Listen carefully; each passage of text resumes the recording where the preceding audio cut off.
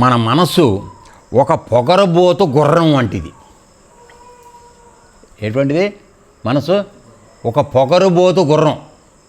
పొగరబోతు గుర్రం అంటే తెలుసా? వాడిని దాని మీద ఎక్కనివ్వదు స్వారీ చేయడానికి. గుర్రాన్ని స్వారీకి ఉపయోగించేటప్పుడు గుర్రం రైతు మాట వినదు. రౌతు అని దాన్ని అదిరించాడు ఎవడైతే ఉన్నాడో వాడు రౌతు మాట వినదు. తన పోకడ, తన ప్రవర్తన, తన స్వతంత్ర ప్రవృత్తి ప్రదర్శిస్తూ ఉంటుంది. చూడండి, దాని పోకడ దానిదే, అంటే మనసుది. తర్వాత దాని ప్రవర్తన దానిదే. తర్వాత అది అత్యంత స్వతంత్రమైనది, ఎవరి మాట వినదు. అర్థమైందా? ప్రదర్శిస్తుంది. తన ఇష్టం వచ్చినట్లు నడవాలి అనుకుని యజమాని మాటను టలాయిస్తుంది. సో నువ్వు గుర్రం ఎక్కాలని చెప్పండు, నేను వెళ్ళిన విధంగా వెళ్ళాలి తప్ప నువ్వు చెప్పిన విధంగానే వెళ్ళను అనేటువంటి దృష్టిలో ఉంటుంది అది. తర్వాత తలాయిస్తుంది, బుకాయిస్తుంది అని ఎదురు తిరుగుతూ ఉంటుంది.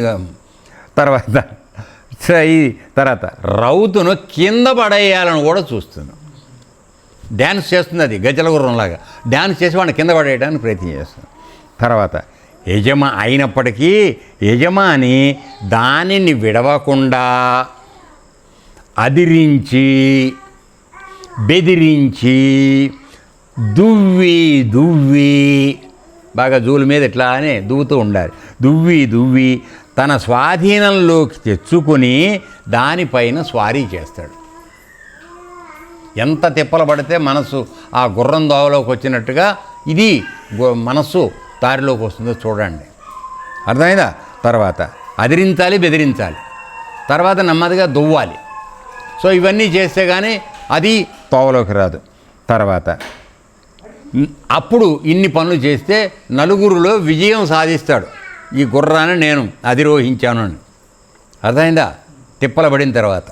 అంతేగాని మొట్టమొదటిగా గుర్రం మాట విందు. అలాగే నీ మనసు కూడా. ఓకే. తర్వాత అట్లాగే సుబుద్ధి అంటే మంచి బుద్ధి గలవాడు మనస్సును మెల్లమెల్లగా అభ్యాసం చేసి స్వాధీనం చేసుకుని దానిపై విజయం సాధించాలి. ఈ విషయం మీకు ఆల్రెడీ చెప్పడం జరిగింది. ఏమిటి అంటే మొట్టమొదట్లో మానవులందరికీ కూడా మనస్సు విపరీతమైనటువంటి స్వతంత్ర భావాలు కలిగి బుద్ధి చెప్పినటువంటి సలహాలను వినదది. ఈ నాలుగు కలిసే లోపల ఉన్నాయి, అంతఃకరణ అంటారు. మనసు, బుద్ధి, చిత్తం, అహం. ఓకే.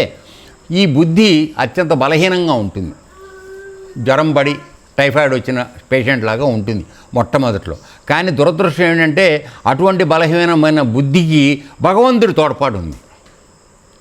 ఆయన ఎందుకు పెట్టుకున్నాడు బుద్ధిని అంటే మానవ జన్మకు వచ్చిన తర్వాత కేవలం బుద్ధిలోనే నువ్వు చేయవలసిన పని మంచిదా కాదా అని తెలుసుకునేటువంటి నీకు విచక్షణా జ్ఞానాన్ని మానవ జన్మలోనే ఇచ్చాడు. నీకు ఆ జ్ఞానాన్ని ఇచ్చాడు కనుక ఆ జ్ఞానానికి అధిపతి పరమాత్మ. అందుకని బుద్ధితో ఆయనకి సంబంధం ఉంది, మిగతా వాటితో లేదు అంటే అన్నీ ఆయన చేతిలో ఉన్నాయి. కానీ ఆయన నుంచి ఏదైనా రావాలంటే బుద్ధి ద్వారా మనకు రావాలి. ఆ బుద్ధిలాగా ద్వారా రావడానికి ఎప్పుడు వస్తాడు ఆయన? నీలో ఉన్నటువంటి బుద్ధి మనస్సుని లొంగ తీసుకుని తాను బలంగా తయారైనప్పుడు అప్పుడు పరమాత్మ యొక్క నీ అనుగ్రహం. అర్థమవుతుందా? కాబట్టి ఇప్పుడు మనమందరం ఏం చేస్తున్నాం? మనసు మాట వింటున్నాం. మనసు మాట విన్నప్పుడు మనస్సు చిత్తము కలిసి ఇది చేద్దాము అంటే అహమేమో చేసేద్దాం పదమని బయలుదేరుతుంది. సో ఇది లోపల చిన్నగా పీ అని అరుస్తూ ఉంటుంది బుద్ధి. వద్దు, చెయ్యొద్దు, వద్దు చేయొద్దని చెప్పి నీ అందరికీ వస్తుంది. నువ్వు చేసే తప్పు పని మన అందరికీ తెలుసు. అయినా మనం దాన్ని సర్దేస్తాం, నొక్కేసి మనం చెప్పినట్టు చేసుకుంటూ పెడతాం. అలా ఎంతకాలం అయితే నువ్వు చేస్తున్నావో అంతకాలం పరమాత్మ దొరికే అవకాశం లేదు. అర్థమైందా? ఇప్పుడు ఇందులో ఏం చెప్తున్నాడు వినండి. సుబుద్ధి అంటే మంచి బుద్ధి కలిగిన, అంటే బుద్ధి సరిగా ఉన్నవాడు. మనకు కూడా ఉంది బుద్ధి, కానీ అది సుబుద్ధి మాత్రం కాదు, దుర్బుద్ధి. అలా అని పూర్తిగా అనలేను, కానీ సుబుద్ధి మాత్రం కాదు. ఓకే. మనస్సును మెల్లమెల్లగా అభ్యాసం ద్వారా స్వాధీనం చేసుకుని ఈ పైన చెప్పిన విధంగా బుద్ధగించి, లాలించి, దువ్వి ఇవన్నీ చేసుకుంటూ దోవలోకి తెచ్చుకుని దానిపై విజయం సాధించాలి. ఎవరి మీద? మనస్సు మీద. మనస్సు మీద చేసుకుంటే అప్పుడు నీకున్న బుద్ధి సుబుద్ధి అవుతుంది. ఆ బుద్ధికి పరమాత్మ యొక్క అనుగ్రహం తోడైనప్పుడు అక్కడ పరమాత్మ నీకు దదామి బుద్ధి యోగం అని భగవద్గీతలో చెప్పినట్టుగా నీకు బుద్ధిని యోగింపజేయడం. అంటే బుద్ధి యోగం అంటే అర్థం ఏమిటి? ఇక్కడ తన యొక్క బుద్ధిని పరమాత్మలో లీనం చేసుకునేటువంటి విధానం నీకు చెప్పబడుతుంది. అప్పుడు నీ వాసనలన్నీ పోతాయి, బయట ఇంద్రియాల ప్రభావాలన్నీ తగ్గిపోతాయి, నువ్వు ఏకాగ్రతతో అక్కడికి ఆయనకి దగ్గరికి వెళ్ళటానికి సిద్ధమవుతావు. అప్పుడు మాత్రం నువ్వు అంత ట్రైనింగ్ తీసుకుంటే అప్పుడు ఆయన నీ దగ్గరికి వస్తాడు. నువ్వు ఏ ట్రైనింగ్ తీసుకోకుండానే ఆశ్రమానికి వచ్చాను కనుక నాకు పీఠాధిపత్యం కావాలంటే రాదు. అర్థమైందండి? సో అది సంగతి. తర్వాత ఇదే పరమయోగాభ్యాస ఫలం. ఇప్పుడు ఆశ్రమంలో మీకు యోగాభ్యాసం చెబుతున్నటువంటి ఫలము ఏమిటంటే నీ బుద్ధి వికాసం అవ్వాలి, బలంగా తయారవ్వాలి. మిగతా 3 అంతఃకరణలో ఉన్నటువంటి మనస్సు, చిత్తము, అహాన్ని మూడింటిని లొంగ తీసుకుని నీవు బుద్ధి యొక్క ఆలోచనతో సజావైన మార్గంలో ప్రయాణించడం నేర్చుకోవాలి. అది జరిగినప్పుడే పరమాత్మ యొక్క అనుగ్రహానికి మనం పాత్రులం అయ్యేటువంటి అవకాశం ఉందని చెప్తున్నాడు. తర్వాత ఇక దీనికి నీకు ఏ విధంగా అవకాశం ఇచ్చానో చెప్తున్నాడు. బుద్ధి నేను ఉంది దాని ప్రకారం అంటున్నాడు కదా. బుద్ధి ఏ విధంగా నీకు ఉపయోగపడుతుందో ఇప్పుడు చెప్తున్నాడు. ఊరికే ఒక మాట చెప్పి వదిలేస్తే సరిపోదు, దాని ఏ విధంగా ఉందో చెప్పాలి కదా. ఎక్స్ప్లెనేషన్ చెప్తున్నాను అన్నమాట. ఏమిటి? సాంఖ్యశాస్త్రంలో ప్రకృతి మొదలుకొని శరీరం వరకు గల సృష్టి క్రమం చెప్పబడింది. అంటే మీకు సాంఖ్యయోగంలో చెప్పేటప్పుడు ఈ శరీరం ఎలా నిర్మాణం అయిందో నీకు చెప్పబడుతోంది. పంచీకరణం అనేటువంటి వాటి ద్వారా పంచభూతాలు నీకు అప్పిచ్చినప్పుడు ఏర్పడినటువంటి ఈ శరీరం 24 తత్వాలతో ఏర్పడిన శరీరం, దీన్ని ఎవరి అప్పు వాళ్ళకి తీర్చేస్తే మిగిలినది ఏదైతే ఉందో అది నీవై ఉన్నావు, 25వ తత్వం. ఆయన ఉన్నాడు, ఆయన ప్రతినిధిగా నువ్వు ఇక్కడ ఉన్నావు. ఆ నిజాన్ని నీకు చెప్పేది ఇది. అయితే ఈ పంచభూతాలు ప్రకృతిలోంచి వచ్చినాయి కదా, దానిలోంచి వచ్చిన దాన్ని కదా నువ్వు తీసుకుని శరీరం నిర్మాణం చేసుకున్నావు. కాబట్టి ప్రకృతిలోంచి ఈ శరీరం ఏర్పడిందనే జ్ఞానము. కాబట్టి ఈ శరీరాన్ని ప్రకృతితో సమానం చేసుకునేటట్లయితే ప్రకృతిలో మార్పులు జరిగినట్టుగానే నీ శరీరంలో కూడా మార్పులు జరుగుతున్నాయి. ప్రకృతిలో ఒక చెట్టు చచ్చిపోయినట్టుగానే నీ శరీరం కూడా ఒక రోజు చచ్చిపోతావు. కాబట్టి ఇది అనిత్యము అనేటువంటి జ్ఞానం నీకు కలగటానికి సాంఖ్యయోగంలో నీకు చెప్పబడుతోంది. అంటే నువ్వు అడగచ్చు, గురువుగారు నన్ను ఊరికే ముక్కులు కొట్టుకుంటూ యోగం చేసి కళ్ళు మూసు కూర్చోమని చెప్పావు కానీ ఇవన్నీ వివరంగా చెప్పలేదు కదా అని. నువ్వు ఆలోచించి అడిగితే నీకు చెప్తాను. అర్థమైందా? తాడి చెట్టు ఎక్కేవాడికి ఎంతవరకు తోస్తాంరా మనం? మా చేతులు అందే వరకు తోస్తాం. ఆ పైన పాకటం నువ్వు నేర్చుకోవాలి. నువ్వు ఇది చేయమన్నప్పుడు చేస్తున్నప్పుడు ఎందుకు చేస్తున్నానన్న సందేహం నీకు రావాలి, అడగాలి. ఏరా ఏమన్నా కనపడిందా? ఏమీ కనపట్లేదు గురువుగారు అంటే అర్థం ఏమిటి?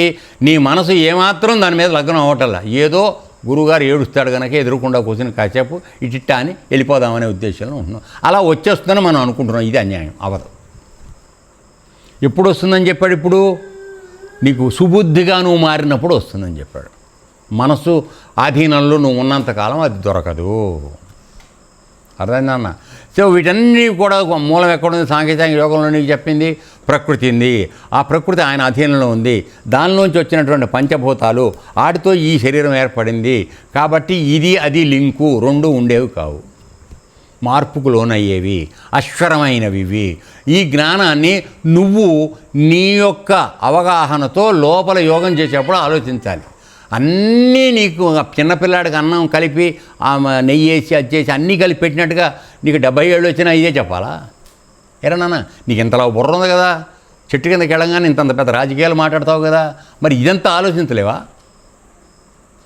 ఏనన్నా ఆలోచించండి. నేను విమర్శించడం లేదు, ఎందుకంటే మనకు ఇచ్చినటువంటి తెలివితేటలను మనం వాడుకోవటం లేదు. బుద్ధి, తెలివితేట అంటే బుద్ధి, అది సుబుద్ధిగా మారటంలా. మంది బుద్ధి ఉంది అంతే, సుబుద్ధిగా మాత్రం మారట్లేదు. సుబుద్ధిగా ఎప్పుడవుతుంది? అందుకే ఇక్కడ చెప్తున్నాడు, సాంఖ్యశాస్త్రంలో ప్రకృతి మొదలుకొని శరీరం వరకు గల సృష్టి క్రమం. అంటే ఇంత పెద్ద ప్రకృతి, అష్టప్రకృతులు కలిగినాయి. ఈ అష్టప్రకృతుల్లోంచి వచ్చినటువంటి పంచభూతాలు ఇవి. వాటిని నుంచి నీకు ఈ శరీరం ఏర్పడటానికి తల్లిదండ్రులు కలిసిన తర్వాత నీకు ఆ సూక్ష్మ శరీరం ఏర్పడడానికి కావాల్సినటువంటి ఈ 5 పంచభూతాలు కలిసి సగభాగం అవి అట్టే పెట్టుకుని సగభాగం నీకు ఇస్తున్నాయి అప్పు మిగతా వాటికి. ఆ విధంగా 24 తత్వాలతో నీ శరీరం ఏర్పడుతోంది. ఆ మిగిలిన సగభాగానికి ఆ అట్టే పెట్టుకున్న 5 నీ పంచతన్మాత్రలు లేక శబ్ద స్పర్శ రూప రసగంధాలు. అసలు విషయాలను తెలుసుకునేది అది పరమాత్మ యొక్క అధీనంలో ఉన్నాయి. అవి అర్థమైందా? ఇవన్నీ నీ అధీనంలో ఉన్నాయి.